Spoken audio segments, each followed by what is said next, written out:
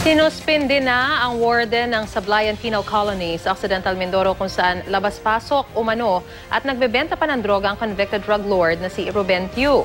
Ang mga cellphone ni Tew at umano'y kasabwat niyang jail guard. Isinasailalim na sa forensic examination. Balitang hatid ni John Consulta, exclusive.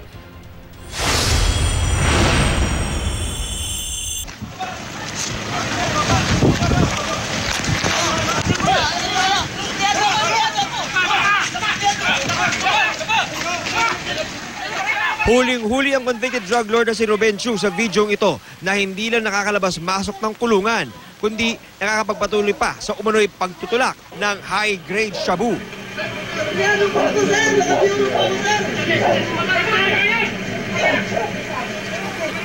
Kung paano niya nagagawa ito, ang gustong ipasagot sa warden ng Sablayan Penal Colony sa Mindoro Occidental, kung saan inmate si Tew. Ang warden na si Penal Superintendent Juan Resurrection Puno isinilalim din sa preventive suspension. We sent our investigator from Bucor, from these headquarters.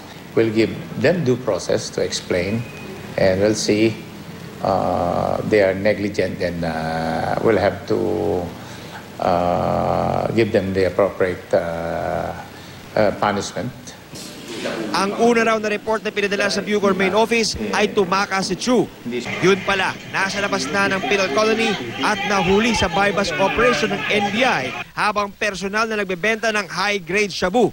No sacred cow. We will see whether there was negligence on the part of him in the handling of our inmates. Sasampahan agad ang kasong administratibo ang jail guard na si Arbre Duron na nagsilbing bodyguard at sinasabing kasabwat daw ni Tew. Sa ngayon, aabot na raw sa 107 at auhan ng Bucor ang nasususpinde habang 12 naman ang tuluyang dinismiss sa tungkulin sa nakalipas na 2 taon na bahagi ng paglilinis ng Bucor sa mga tiwaling kawani. Ibinunyag naman ng NBI na tinangkas silang suhulan ni Tew matapos siyang maaresto. Handa raw siya magbigay ng pera kapalit ng kanyang kalayaan. Inofferan sila ni Ruben Tew ng 15 million just to release him at hindi siya ma-file ng kaso. Pero ang doktrina ng NBI hindi ganon. Nung nakita nila yung kaguluhan na nangyari doon sa National Highway, sa junction, tumakbo po ito. May laman po niya 3 kalalakihan.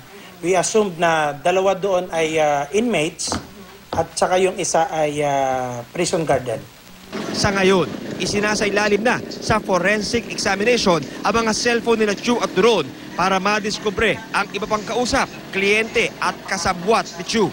Tinitingnan din ngayon ng NBI ang umano'y koneksyon ni Tew sa isang convicted Chinese drug lord na nakakulong sa Maynila.